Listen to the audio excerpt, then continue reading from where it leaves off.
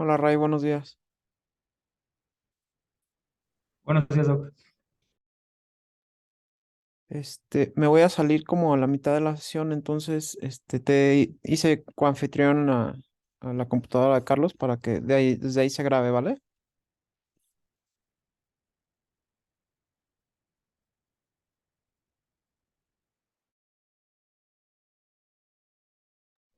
Sí, Doc, gracias.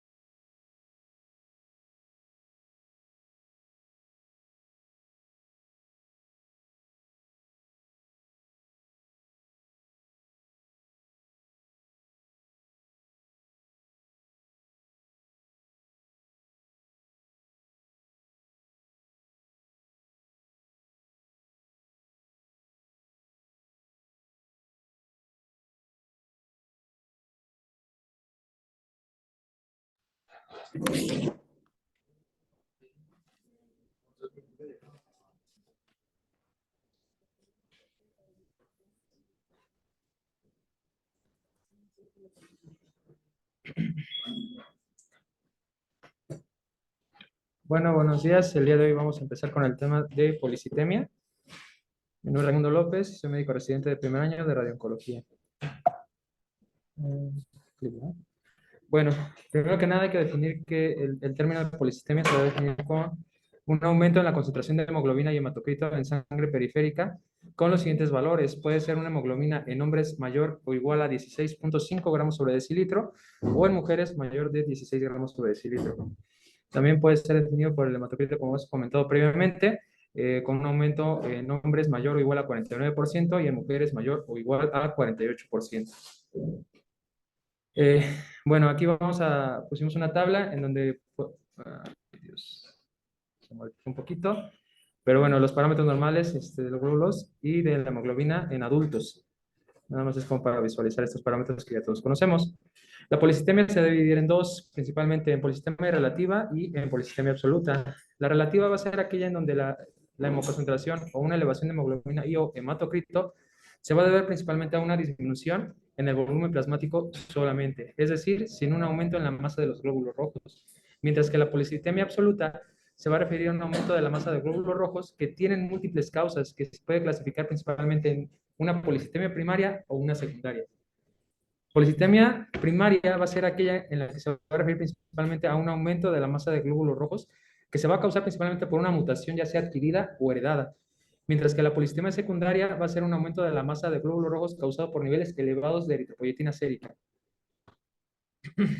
Bueno, dentro de la fisiología de la eritropoyesis, aquí pusimos una imagen para esquematizar lo que es el ciclo de un eritrocito, en donde va a haber muerte de los glóbulos rojos. Eh, eh, Esta muerte va a derivar en la división del grupo globina, el grupo hemo, el cual se va a dirigir directamente a lo que es, junto con la enzima de transferrina, con el hierro, para formar la ferritina en el hígado. Posteriormente, esta ferritina, otra vez con la transferrina, se va a dirigir a lo que es el hueso, más el grupo globina, vitamina B12 y eritropoyetina, para iniciar lo que es la eritropoyesis en la médula ósea roja. La circulación aproximadamente de estos eritrocitos se va a ver en un periodo de 120 días. Bueno, en esta otra imagen vamos a ver, justamente ahí ponemos que es la eritropoiesis. Vamos a ver que es la producción de los eritrocitos a partir de células madre o hematopoyéticas, donde va a ocurrir justamente en la médula ósea roja, lo que hemos comentado previamente. Ubicado principalmente en lo que es el tejido esponjoso de los huesos largos, llámese la epífisis, o huesos planos. Aquí nada más es para esquematizar lo que es el ciclo de la formación de un eritrocito desde un proeritroblasto, eritroblasto basófilo, eritroblasto polimórfico, hasta llegar a la formación de un eritrocito. Eh, Permítanme.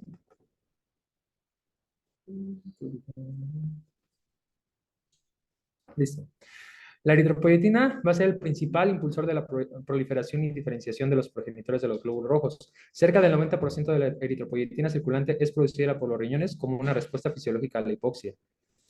En esta gráfica vamos a ver los niveles séricos de la eritropoyetina, que se van a ver directamente eh, influenciados o directamente modificados por los niveles de hematocrito en el porcentaje. Aquí se comentaba que a mayor concentración de hematocrito podemos encontrar niveles un poquito más bajos de eritropoyetina. Ok. Bueno, lo que hemos platicado previamente es una serie, las series celulares previo a la formación de un eritrocito desde la médula ósea. Como ya conocemos, el proeritroblasto va a estar, ya hemos comentado lo que es la médula ósea. Previo a la formación del eritrocito va a estar el eritrocito, eso no se ve bien, me disculpa, polimático, ¿vale? Denme un segundo nada más.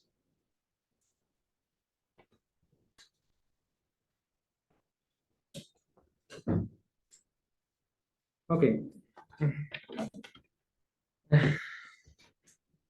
En esta imagen vamos a encontrar lo que es eh, la médula ósea normal, que va a mostrar una isla eritropoyética, que en este caso lo está mostrando en esta imagen, con un proeritroblasto, que vendría siendo lo que es la flecha azul, rodeado de normoblastos basófilos. Los normoblastos basófilos vendrían siendo los que están en esta flecha, lo que es la flecha amarilla.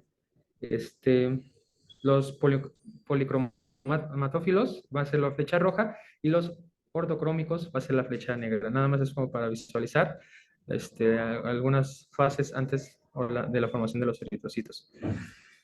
En esta imagen, bueno, nada más es para también esquematizar el porcentaje de la celularidad que vamos a encontrar dependiendo de la etapa en la que nos encontremos, llámese en meses fetales, al nacimiento, y edad, desde los 10 hasta los 60 años.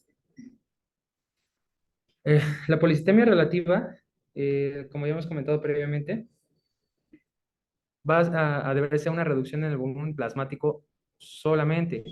Incluso en ausencia de un aumento de la masa de glóbulos rojos, puede causar policitemia relativa, es decir, hemoconcentración. Las principales causas que pueden llegar a causar esta policitemia relativa pueden ser tres principales, que las vemos muy frecuentemente aquí: el uso de diuréticos, diarrea o vómitos en pacientes. Ok, los fumadores pueden desarrollar policitemia a partir de una combinación de volumen plasmático reducido y un aumento de la masa de glóbulos rojos. Estas anomalías generalmente vuelven a la normalidad una vez que el paciente va a abandonar lo que es el tabaco. Existe una controversia con respecto a la existencia de una entidad distinta llamada síndrome de Geisbach, que vendría a ser una policistemia espuria, también conocida, o policistemia por estrés. Son aquellos en donde los pacientes se definen como pacientes tensos, ansiosos, con hipertensión, sin esplenomegalia y volumen plasmático reducido. La hipertensión arterial sistémica, con el uso de diuréticos y el tabaquismo, puede explicar la policistemia relativa en muchos de estos individuos.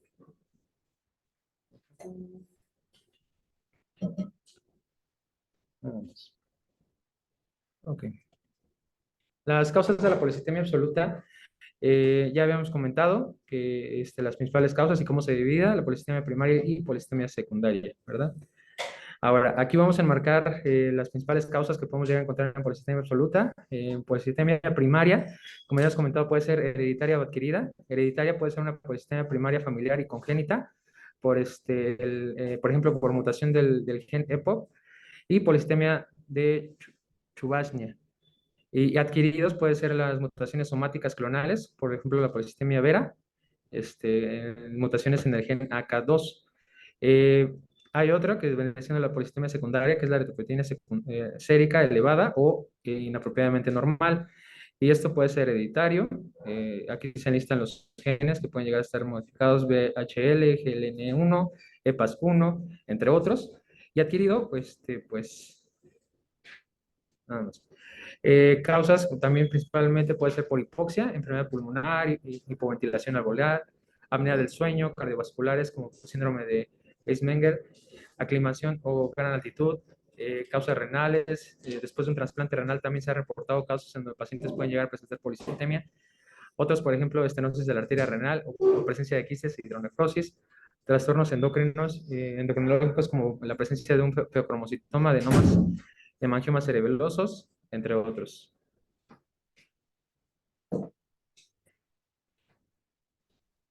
Ok. La policitemia primaria, ya hemos mencionado que es causada principalmente por una mutación ya sea adquirida o heredada en las células progenitoras de los glóbulos rojos, que resulta en el aumento de la masa de glóbulos rojos.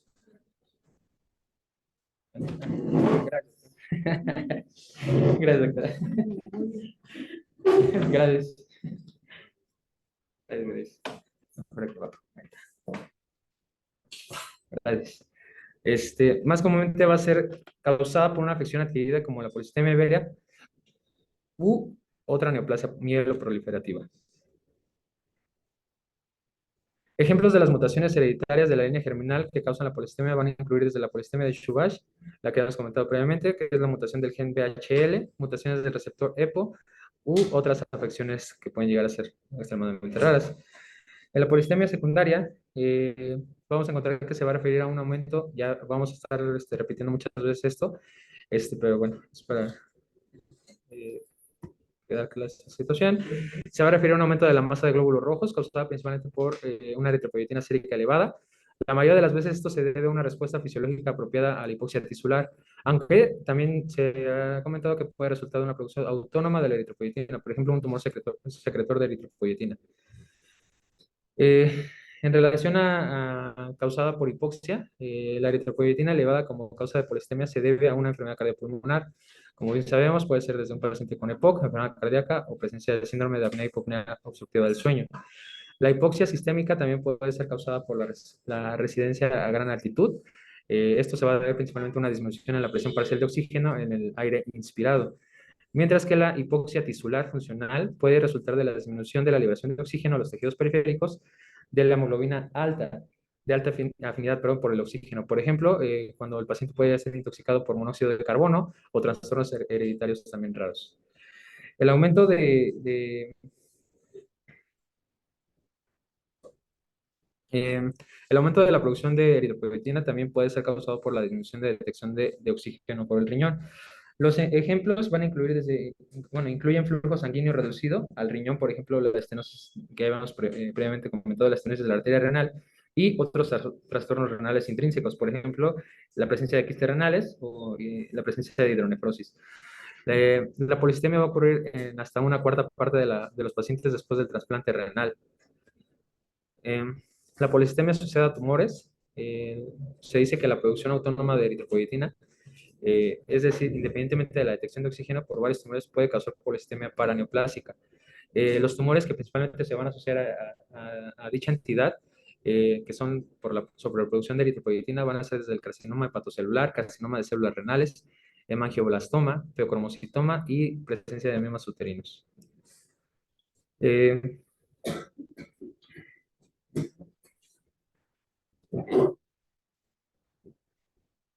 Ahí está. Se informó polistemia en una cuarta parte de los pacientes con carcinoma hepatocelular y esto generalmente se debe a la secreción de eritropoyetina Sin embargo, la eritropoyetina sérica elevada se observa con mayor frecuencia que la polisistemia, presumiblemente debido a la inhibición de la eritropoiesis por la neoplasia maligna y el sangrado. Algunos ejemplos pueden ir desde varices esofágicas y o coagulopatía por la reducción de la producción hepática de factores de coagulación. ¿Vale? En nuestra evaluación inicial, en un paciente con polisistemia se puede encontrar en el curso de la evaluación como un hallazgo clínico, realmente, o como una anomalía incidental en un conteo sanguíneo completo y diferencial. Debe permitir o permitirnos a nosotros distinguir entre una polistemia relativa, es decir, por agotamiento de volumen plasmático, versus una polistemia absoluta, es decir, aumento de la masa de glóbulos rojos. Eh, la urgencia en evaluar un paciente de estas características la vamos a ver en lo siguiente. Los pacientes con emergencias médicas relacionadas con la polistemia, por ejemplo, pacientes con accidentes cerebrovasculares, pacientes con dolor tipo anginoso, deben recibir tratamiento de emergencia. Por ejemplo, hidratarlos, flebotomía u otras medidas. Se dice que un paciente, este es un ejemplo, un paciente con un hematocrito mayor o igual a 60 y presencia de prurito, hidromelalgia y plenitud abdominal debe ser evaluado rápidamente debido a la probabilidad de trombosis no, no, eh,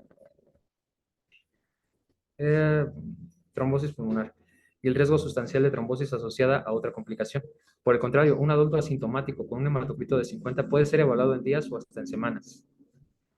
Eh, En la presencia tenemos que hacer un prótesis de sangre, el cual nos va a ayudar a demostrar anomalías de los glóbulos rojos, blancos y o plaquetas.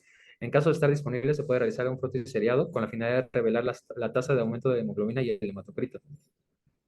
Eh, ya habíamos comentado los valores al inicio de la presentación que se van a considerar para la polisistemia, tanto en hombres como en mujeres, dicho también para hemoglobina y hematocrito. La elevación del recuento de glóbulos rojos sola, es decir, no acompañada de un aumento de hemoglobina o hematocrito, no es un criterio para polisistemia, eso también hay que tenerlo muy claro. Los síntomas pueden ser causados por una elevación tanto de hemoglobina, hematocrito y o van a sugerir la presencia de hemosis y una neoplasia que van a incluir principalmente síntomas de hiperviscosidad, trombosis y sangrado y síntomas asociados,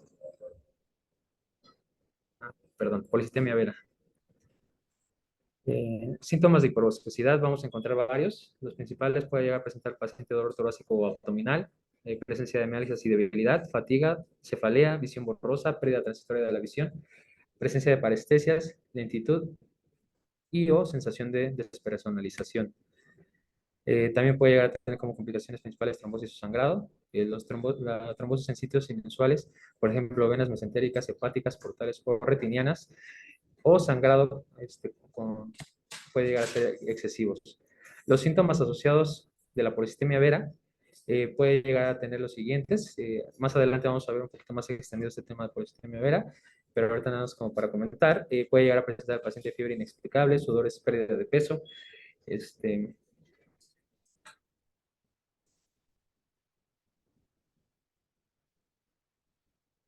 pérdida de peso, prurito, especialmente después del baño, eritromelalgia, que va a referirse como un dolor intenso y ardiente y enrojecimiento de las extremidades, presencia de gota, saciedad precoz por esplenomegalia. Eh, la eritromelalgia se va a deber principalmente a una vasodilatación paroxística que va a ser molesta, dado que las arterias pequeñas de los pies y las manos se llegan a colapsar, o no se colapsan, sino que por el volumen que llegan a tener, se llenan y pues eso ocasiona todo el malestar. La historia clínica que realizamos en estos pacientes tiene que ser, bueno, principalmente encaminada a evaluar lo siguiente. Si el paciente llega, son preguntas que siempre hacemos, si llega a fumar cigarro puro, incluyendo el número de fumadores, y si el paciente llega a inhalar, exposición a monóxido de carbono, por fumar, trabajar, por ejemplo, pacientes que se dedican a ser mecánicos, que se dedican a estar en contacto directo con el escape de motores o productores de combustión, dispositivos de calefacción en el lugar y presencia de chimeneas. Antecedentes familiares, hay que evaluar lo siguiente, pacientes que llegan a tener familia o contacto directo que tienen afecciones polisistémicas, por ejemplo, hemoglobinopatías de alta afinidad por el oxígeno o elevación documentada de hemoglobina o hematocrito. Otros síndromes. Aquí, ¿verdad? Gracias. u otros síndromes hematológicos o sistémicos. Gracias. Ahí está. En el examen físico debe evaluar las manifestaciones de depresión de volumen, la hiperviscosidad, enfermedad cardiopulmonar y una posible neoplasia mieloproliferativa subyacente que incluye las siguientes. Ahí. Ay, ay, ay. Oh, oh. Ah, sí. En lo siguiente, en el examen general, la presencia de cianosis en los labios, lóbulos de las orejas y dedos en los lechos ungulares asociados con hipoxia. Se puede observar facies pletórica, venas linguales o retinianas dilatadas o áreas de eritema doloroso en pacientes con polistemia vera. En las pruebas de laboratorio, bueno, se nos recomienda realizar principalmente antes de como tal, una prueba de laboratorio de nuestra exploración, eh, tomar una oximetría de pulso al paciente, ya dentro de las pruebas, medir eritropoyetina sérica, electrolitos séricos, pruebas de funcionamiento renal y hepática. Se dice que la investigación de laboratorio generalmente comienza con la determinación de la presión de oxígeno al 50% de saturación. Una presión baja sugiere que la hemoglobinopatía de alta afinidad por el oxígeno puede deberse principalmente a la metahemoglobinemia congénita. También puede deberse a deficiencia de esta enzima u otras afecciones raras. Bueno, en esta curva de situación de oxígeno hemoglobina va a correlacionar principalmente lo que es la saturación de oxígeno de la hemoglobina a través de un rango de presiones de oxígeno. En esta gráfica, eh, la línea negra, que vendría siendo esta, que es continua, nos va a marcar lo que es la curva de hemoglobina adulta normal y los puntos que van a ser como puntillos que va a incluir la presión, la P50, es la presión de la hemoglobina que está saturando al 50%. Normalmente ese se va a ver en el eje de las X.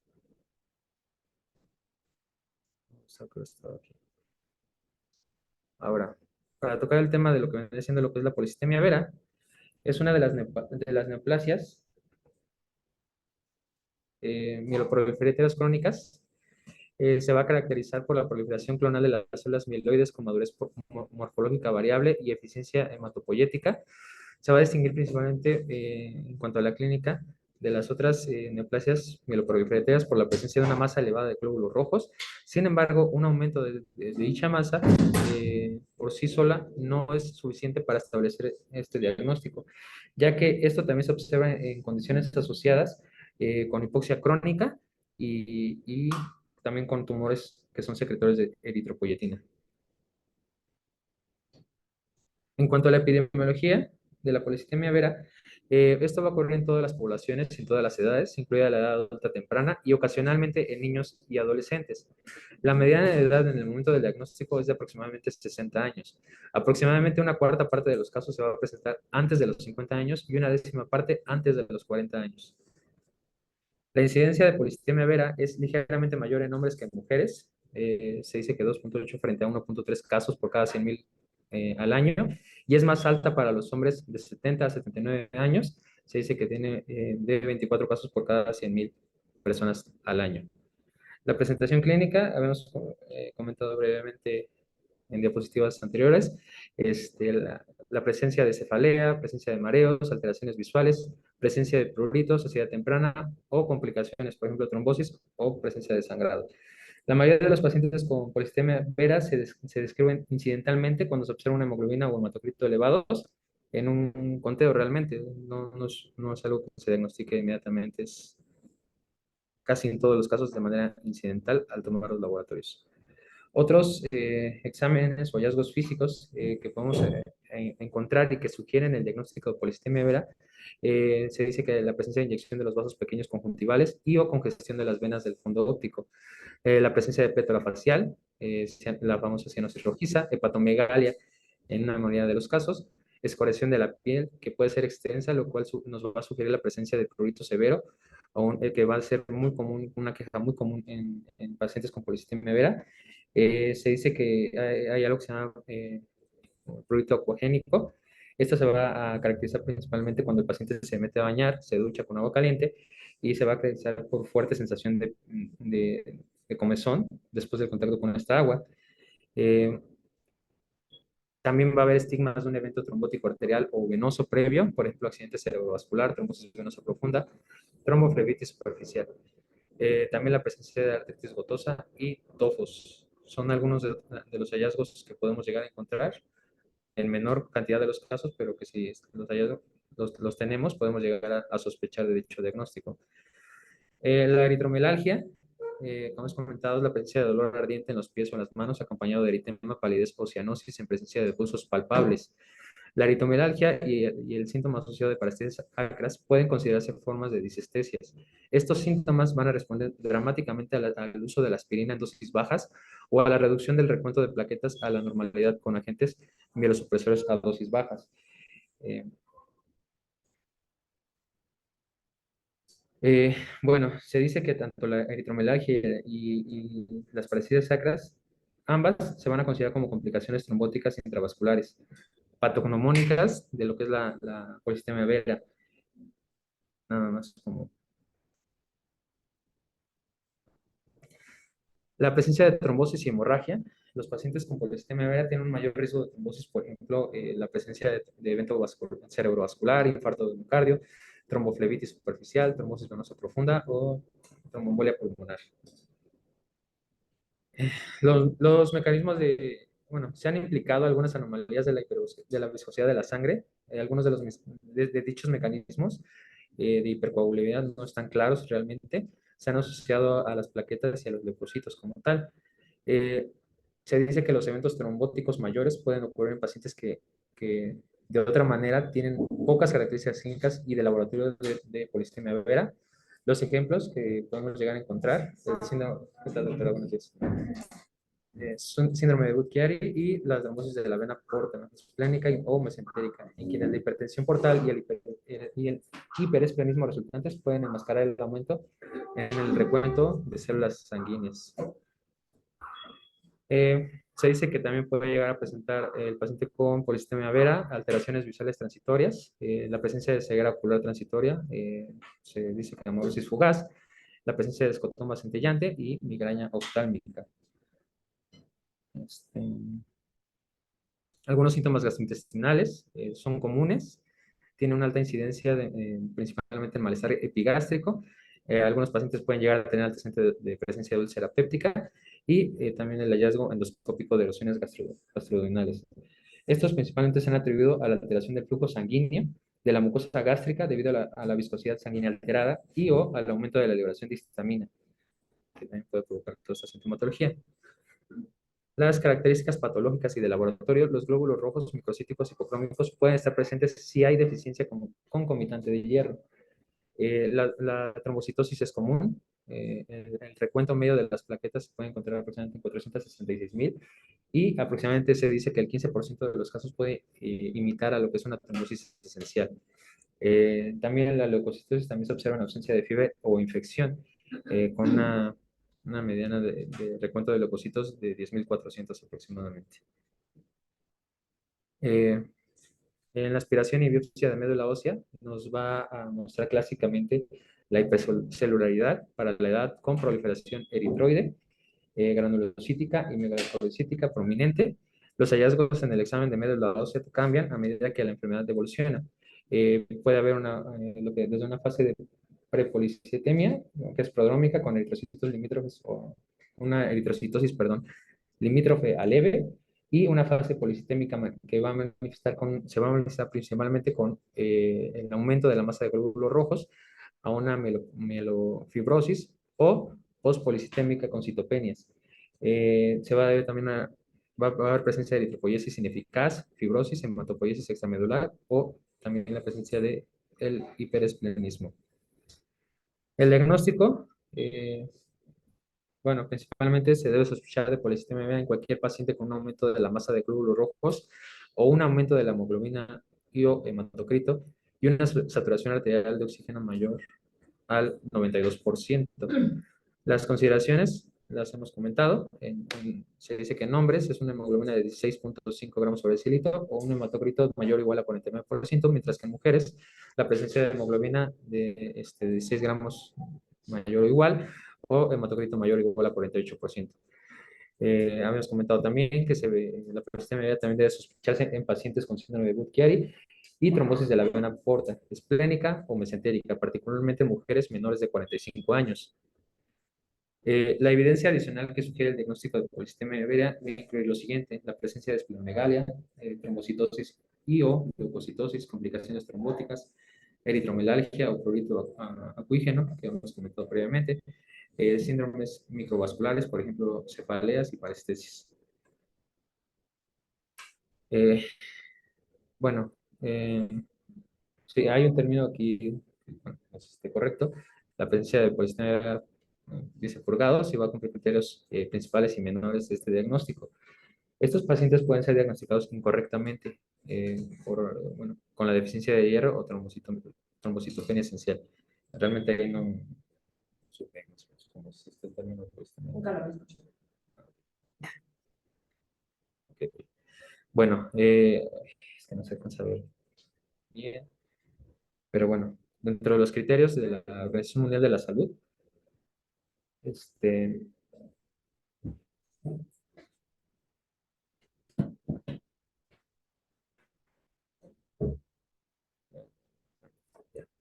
bueno, ya hemos comentado los criterios principales, lo que son los niveles de hemoglobina y hematocrito en hombres y en mujeres, con también la presencia de IO, un aumento de la masa de glóbulos rojos. Otro de los criterios principales es la biopsia de médula ósea, que muestra hipercelularidad por la edad con crecimiento de linaje, eh, y presencia de la mutación del exón 12, ya llámese del JAK2 y el AK2. Uno de los criterios menores es el nivel sérico subnormal de la eritropoyetina. Diagnósticos diferenciales en relación a la polisistemia relativa, la presencia de hemoglobina y hematocrito elevados debido a la concentración de volumen intravascular. Y la polisistemia secundaria, la presencia de hipoxia y o eritropoyetina elevada debido a enfermedades cardiovasculares, pulmonares, trastornos renales, tumores productores de eritropoyetina. Eh,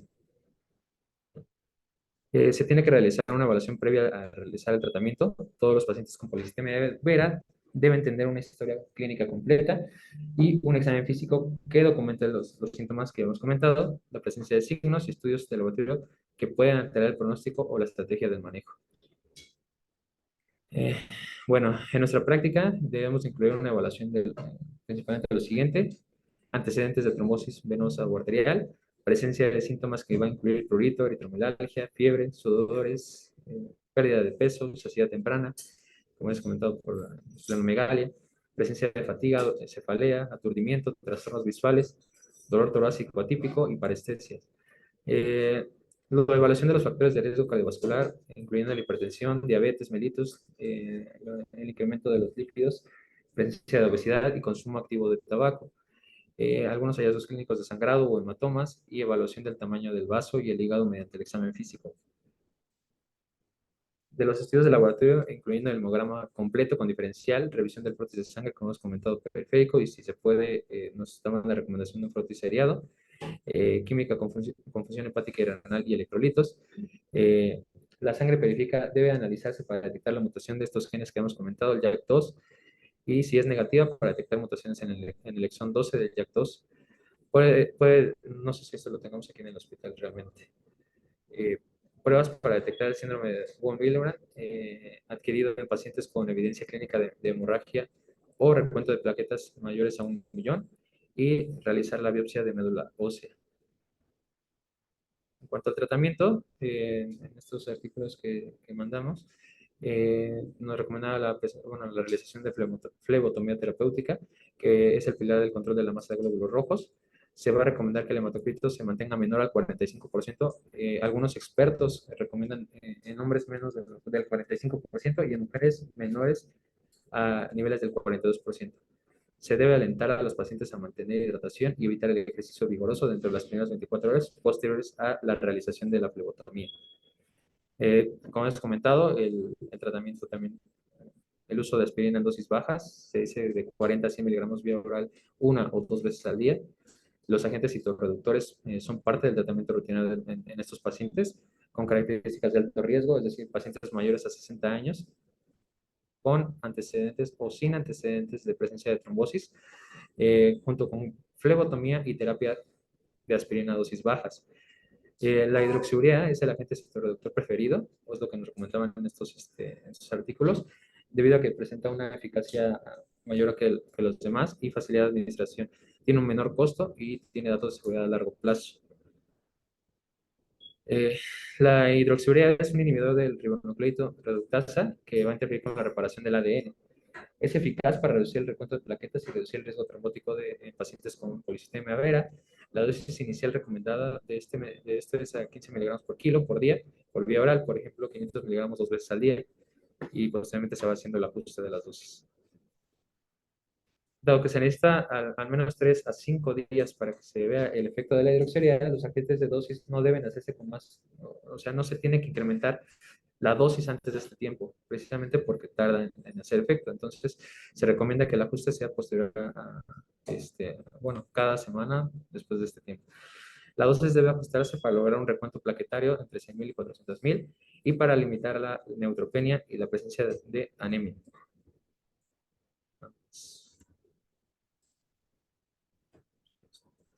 Busquemos bueno. Es lo único que se va a poner. Sí, de policitemia.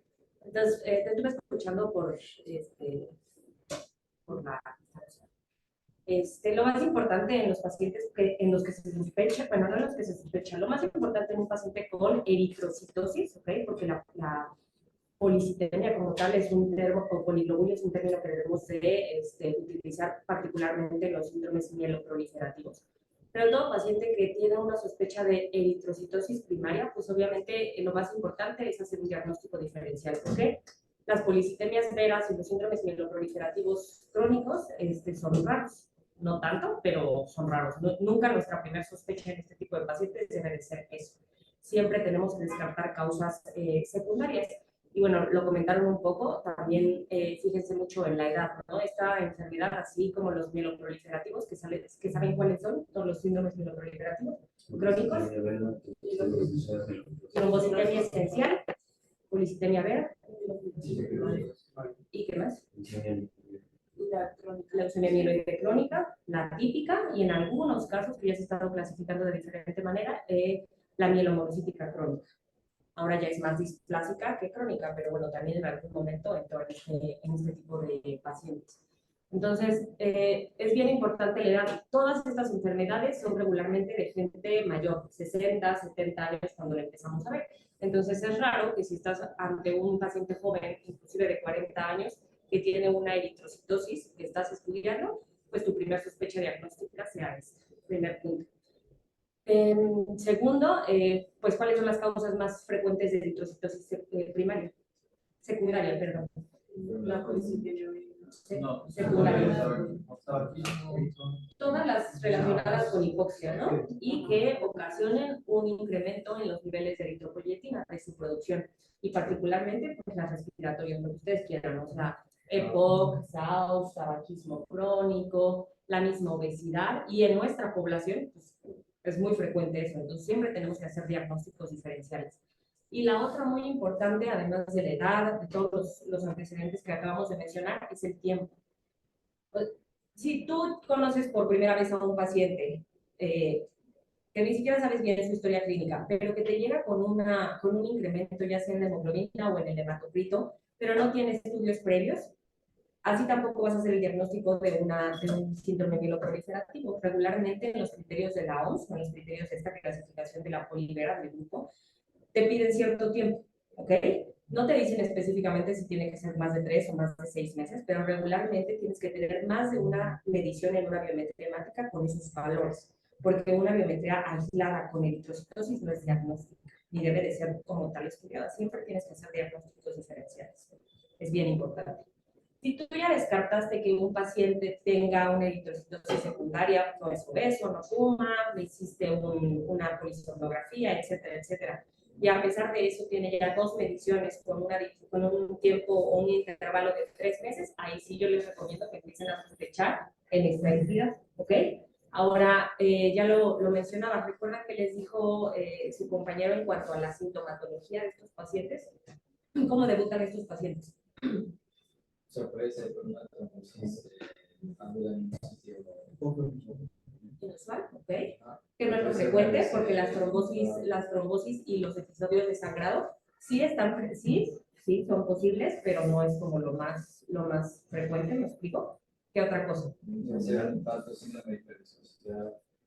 También es raro, regularmente los pacientes ni se dan cuenta hasta que alguien les dice, oye, estás muy rojo de la cara, ¿no te habías dado cuenta? Así como que, pero ellos, como si nada, ¿no? También se supone que todos los productos que consideran condiciones como caliente, ¿y eso por qué sucede? Por la vasodilatación, ¿no? Empiezan a tener ese tipo de síntomas como incremento de la exactamente, prurito, sensación de mareo, otros pacientes se quejan mucho de prurito. Toda esa clínica es muy importante porque, bueno, él no lo comentó, eso ya es más de nuestro campo, pero hay algunos otros medicamentos más novedosos que la hidroxiurea que van dirigidos a mejorar los síntomas de estos pacientes, ¿ok? ¿Cómo se hace el diagnóstico definitivo de una policitemia bebé? Diagnóstico definitivo. ¿En qué porcentaje? Exactamente. Entonces, es lo más importante. Si tú sospechas de un paciente tiene polivera, lo más importante es pedirle la mutación. De hecho, en los criterios mayores incluyen el aspirado y la biopsia de hueso. Sin embargo, ya cuando ves los algoritmos diagnósticos, ellos te comentan que la biopsia de hueso es optativa. Porque si tú tienes un paciente que tiene sospecha y le hiciste un JAK y está positivo, eso es una polivera. ¿Cuál sería la única razón para hacerle una biopsia en ese paciente? Que puede estar sobrelatado con una trombocitis. Más allá de una trombocitemia esencial, ¿qué otra cosa? Eso es importante, pero ahí vas. De todos los mieloproliferativos crónicos, ¿cuál es el de peor pronóstico?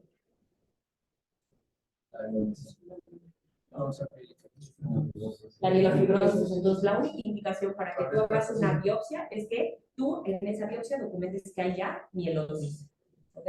Mielofibrosis. ¿Por qué? Porque tú sabes que es un paciente que probablemente va a progresar a una mielofibrosis y el diagnóstico cambia completamente, ¿ok? Entonces, la biopsia sigue siendo un criterio importante. ¿Por qué? ¿Qué es lo típico que veamos en un aspirado y en una biopsia de hueso?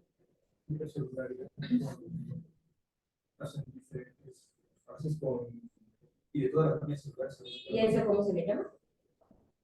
Parmielosis, ¿no? Entonces, es útil, pero si tú tienes un JAK positivo, eso es una polivera, ¿ok?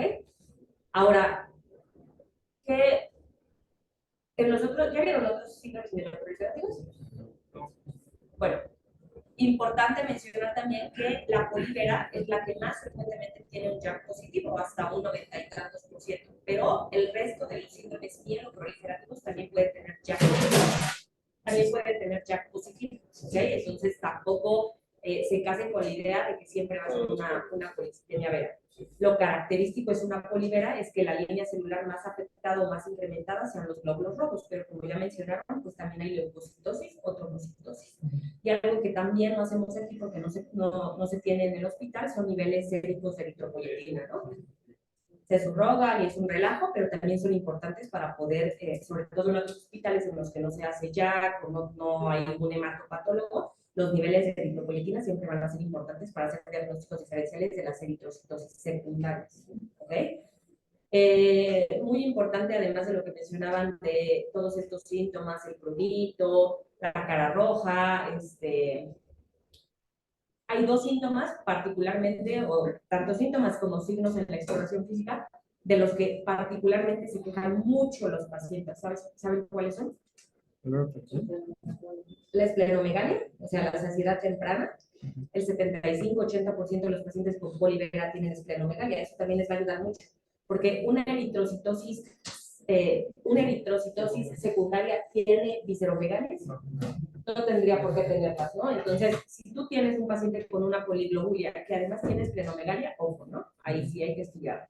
¿Y qué otro síntoma tiene mucha relevancia en estos pacientes? De que se quejan mucho los pacientes y es importante porque por eso se les puede dar otro tratamiento además de la idea.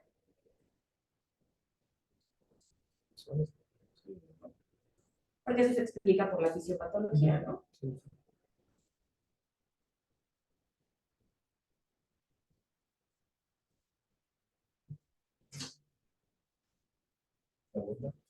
No. Fisiopatológicamente, entonces, ¿por qué surge la polivera? Es por la mutación.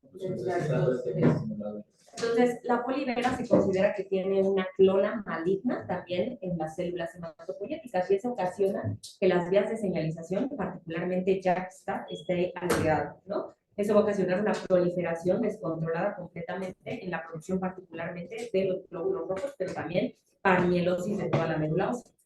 Pues es muy sencillo, o sea, si ustedes saben que el 95 o 97% de estos pacientes tienen la mutación, esta mutación, ¿cómo la tratarían? Es que Un inhibidor de JAK2, ¿ok? El ruxo o el Jakavi.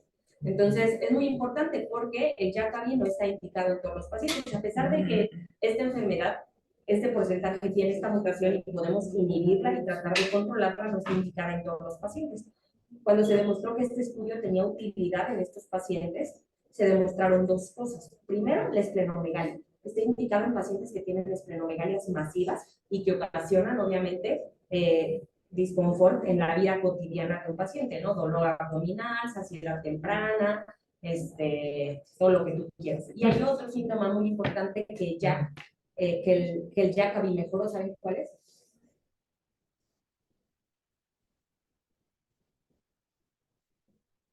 Bueno, invente, es el motivo de eso.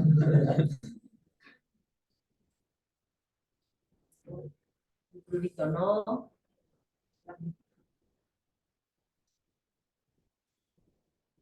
Muy importante, estas enfermedades no se curan, ¿no? Entonces, lo único que tú estás tratando de hacer, ¿cuál es el objetivo de tratar al paciente? El objetivo nunca va a ser llevarlo a una hemoglobina y un hematocrito normal, nunca. Es evitar complicaciones trombóticas, hemorrágicas y mejorar sus síntomas, si es que los tienen los pacientes. Pero la hiperviscosidad es hablar de todos los síntomas, ¿no? Los pacientes se quejan de cansancio, fatiga. El síntoma más frecuente en la polivera es la fatiga. Entonces son pacientes que tienen miles de incapacidades acumuladas, no quieren ir a trabajar y ellos dicen, es que estoy muy cansado, no pueden. Y tienen hemoglobinas quizás de 17, tampoco están tan altas y aún así. Entonces es importante porque estos pacientes se benefician de Jakavi, ¿ok? Ahora, había comentado usted al inicio que, y es claro que cuando tienes un paciente y de primera instancia no lo has hablado totalmente, pero tienes una hemoglobina hematocrito elevados, ¿qué se hace en estos pacientes? Por ejemplo, tienes una alta sospecha por toda la sintomatología, tiene prurito oxígeno, tiene cansancio, tiene fatiga, tiene un ultrasonido esplenomegalia, y no se establece como tal, evidentemente, el diagnóstico de polistemia vera. ¿Por qué? ¿Porque no tienes los recursos? No, nos preguntaba, ya ve que dijo que con una primera toma de no todos ya tienes esto. Ahora, con todos estos síntomas, estudios, los más básicos que se pueden llegar a tener, se puede hacer el diagnóstico de polistemia o tienes la sospecha alta de polistemia y en automático se la detección del gen. El diagnóstico definitivo siempre va a ser con la mutación. Entonces, aunque tú tengas altas sospechas, pues no es diagnóstico, ¿me explico? Yo lo que haría en ese tipo de pacientes, iniciaría aspirina por lo menos, y en unos 3 meses repetiría unos estudios, una biometría hemática por lo menos.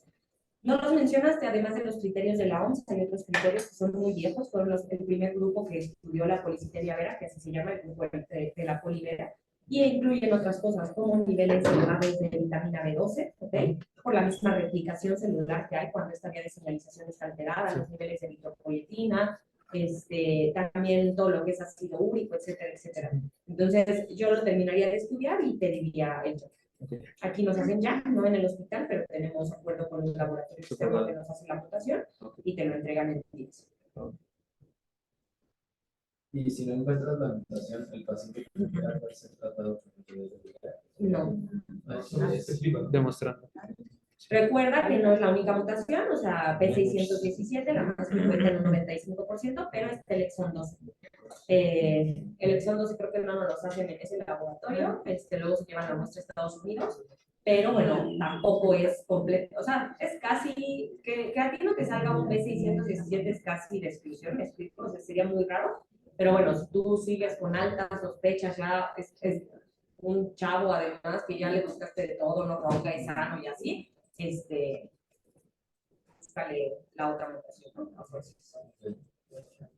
Entonces, también en cuanto al tratamiento, bueno, se abordó un poco la cuestión de la aspirina y de la hidrea. Efectivamente, el tratamiento de primera línea es la hidroxidea. ¿La hidroxidea cómo se Sí. De 15 a 20 miligramos por kilogramo de peso aproximadamente. Depende de la tolerancia del paciente. La hidrea tiene muchos efectos secundarios, particularmente gastrointestinales. Los pacientes se quejan de distensión abdominal, gastritis y diarrea. Entonces, tú intentas iniciar la dosis a unos 15 miligramos por kilogramo. Si hay buena tolerancia, lo puedes incrementar dependiendo de tu laboratorio. Y si no lo tolera, ahí es también indicación para tu. Sí, de hecho, no lo comentamos, Sí. pero son dos cosas importantes que les iba a mencionar. Para empezar, ¿cómo se definen los pacientes que deben de ser tratados con aspirina, con hidrea o con anticoagulación? Aspirina son mayores de 65.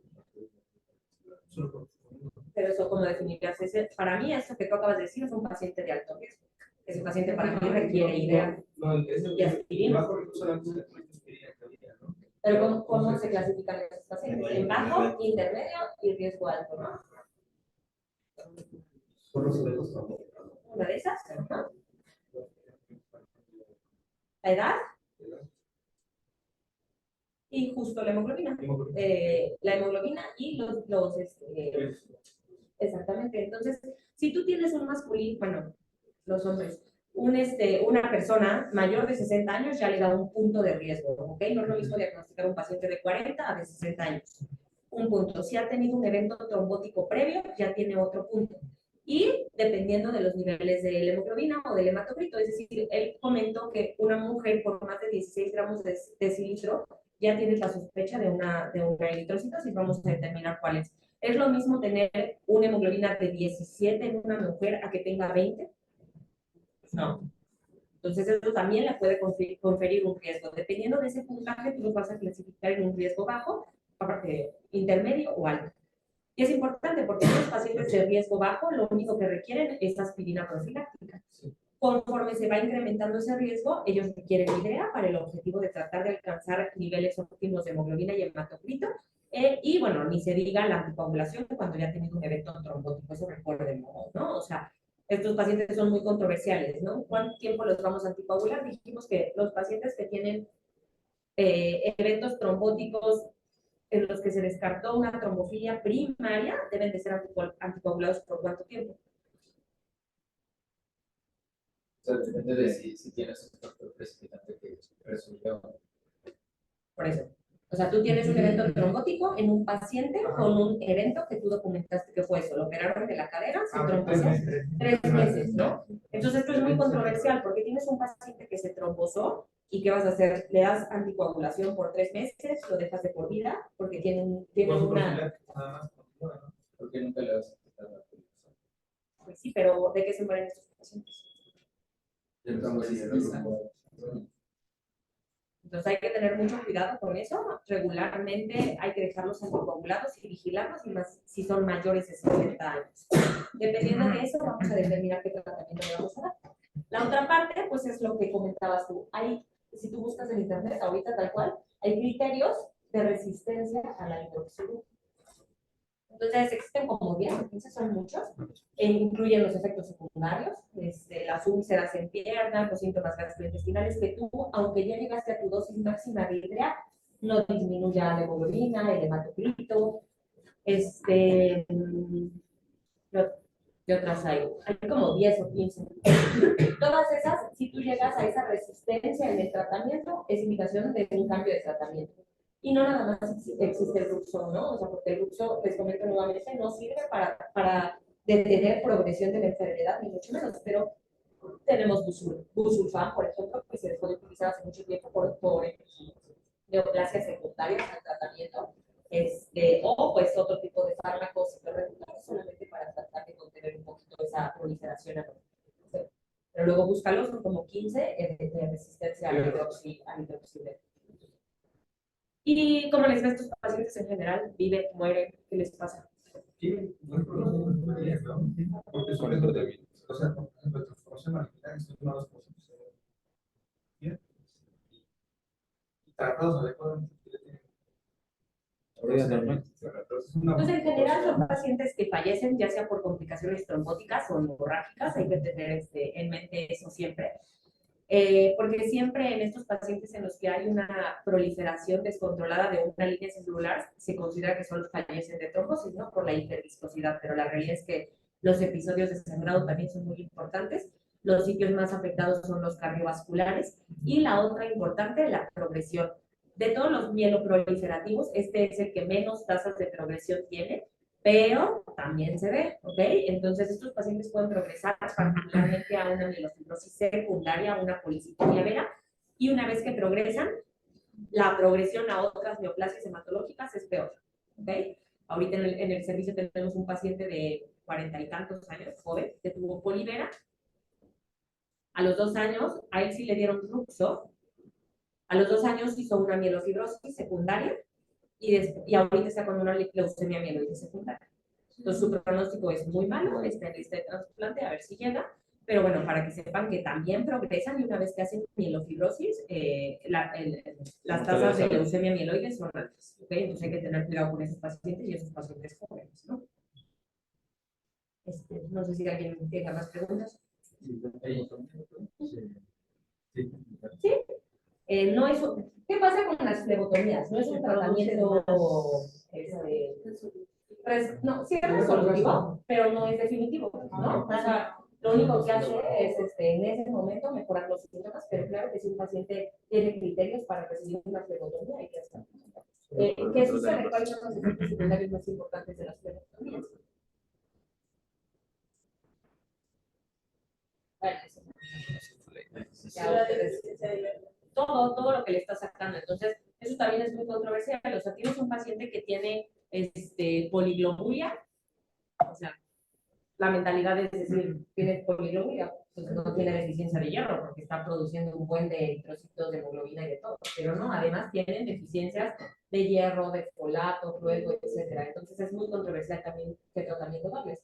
O sea, les vas a reponer el hierro y al final sí vas a seguir favoreciendo la formación de más glóbulos rojos, ¿no? ¿De acuerdo? Entonces, las flebotomías se deben de utilizar si el paciente tiene criterios y sintomatología, ¿no? O sea, si es claro, el paciente llega y se siente mal por los grados de hemoglobina y hematocrit, pero no es un tratamiento definitivo. Entonces, ¿cada cuánto también se recomienda hacer una flebotomía? Porque estos pacientes son, desafortunadamente, si tú los citas cada mes requerirían una flebotomía y eso tampoco es lo mejor, ¿no? Que podemos hacer por un paciente. Una flebotomía debería de realizarse cada 3 meses o inclusive más si hay pacientes que no pueden esperar esa cantidad de semanas. Pero hay una forma de, objetivamente, de hacer un diagnóstico de un síndrome de hiperviscosidad. Que cuando estábamos en la misión llegó un paciente con macroglobulina y se activó el código RESISTE porque decían que focalizaba y así, pero eran más como síntomas generales, o sea, no tenía como un déficit focal. Ya después del resultado se le hizo la resonancia y tenía el linfoma letal. ¿No era una mujer mía? Sí. ¿Cuándo llegó? Y ya hace como 3 meses. ¿Y murió? No. No, fue la que ingresó a cargo de Mato, ¿no? Sí. Ya sé quién es. Y hay alguna forma, o sea, como de que uno pueda determinar que ese paciente objetivamente tiene síndrome de hiperviscosidad. Sí. ¿Lo has rotado por el Mato? No. Objetivamente la clínica es muy importante, pero eso lo vas a ver también en las leucemias agudas que tienen leucocitosis, que son leucemias mieloides agudas, con un componente monocítico, en donde los blastos son tan grandes que el riesgo de viscosidad está presente. Pero efectivamente es uno de los diagnósticos diferenciales más difíciles, porque pues la clínica puede ser desde una alteración confusional hasta una viscosidad.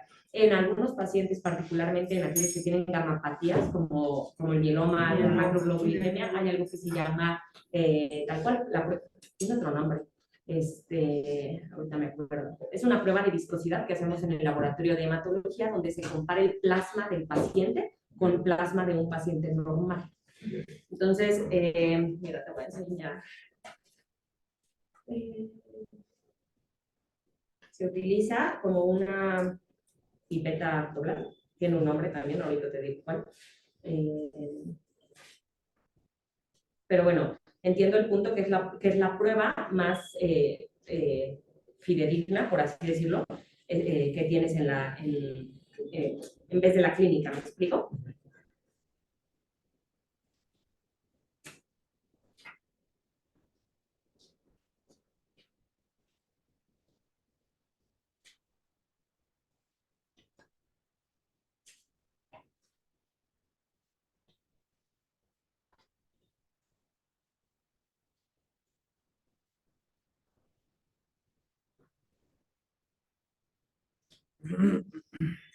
Bueno, aquí no me parece la que nosotros tenemos, pero literalmente es como una pipeta, por así decirlo, que está doblada, que tiene que cuando tú metes el plasma del paciente y el control, tú vas midiendo cuánto tiempo tarda en llegar al punto final, por así decirlo, de la pipeta, ¿me explico? Y a partir de ciertos segundos, minutos, tú consideras que esa viscosidad está alterada, está incrementada.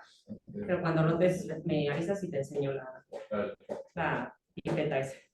Pero se hace ahí y no, es muy útil particularmente en las gamopatías, en los pacientes en los que una inmunoglobulina está sumamente alta, es un buen parámetro para descartar que se trate de eso, ¿no? Dice que dicen que es por arriba de 5 para decir que es. Cuando roten me avisan o cuando quieran pueden ir al laboratorio de Mato y le preguntan a Lucero y ahí tiene pues esta cosa que tiene un nombre, le preguntan a ella también cómo se llama, pero no recuerdo en ese momento. Pero es como una pipeta, literalmente, pero El como... plasma es como gelatina, en el mieloma yo lo vi como gelatina. Exacto. Entonces, cuando usted centrifuga, se ve bien espeso. Sí, digo, la sospecha es evidente desde que tú haces un perfil en esta paciente. Si tú, ya la recuerdo, es una mujer que pensaba que se estaba deseando y que no salió. Luego te mando un artículo. Estos pacientes con macroglobulemias de Waldenström pueden tener infiltración al sistema nervioso y hacen unas lesiones sólidas. Ese síndrome se llama algo web, o ser web, una cosa así. Tratamos de hacer un reporte de caso de esa paciente porque es la segunda que nos llega, pero hicimos una punción lumbar y no salió alterada, no tiene linfocitosis, entonces parece ser que es otra cosa, que no es la macro de Waldenström. Luego se propuso biopsiarla para ver qué salía directamente y no quiso la familia. Entonces, está interesante eso. Pero sí es evidente desde que se centrifugan, desde que tú tienes un perfil de inmunoglobulinas, desde que se centrifugan las muestras, es evidente. Es como, ¿han visto una muestra de un paciente con hipertrigliceridemia? Sí. No es lo mismo porque es esta lechosa, ¿no? Pero si ustedes la mueven, está también viscosa, ¿no? Y es lo mismo, o sea, desde que tú centrifugas a un paciente con hiperviscosidad, vas a ver cómo se mueve el plasma y es muy diferente a un control. En este caso, siempre tomamos pruebas de control para medir el tiempo exacto de esta trayectoria y determinar si está alterado esto. ¿Alguna otra pregunta, comentario? Bueno, esto tampoco es de pero por ejemplo, hubo una vez que teníamos un paciente que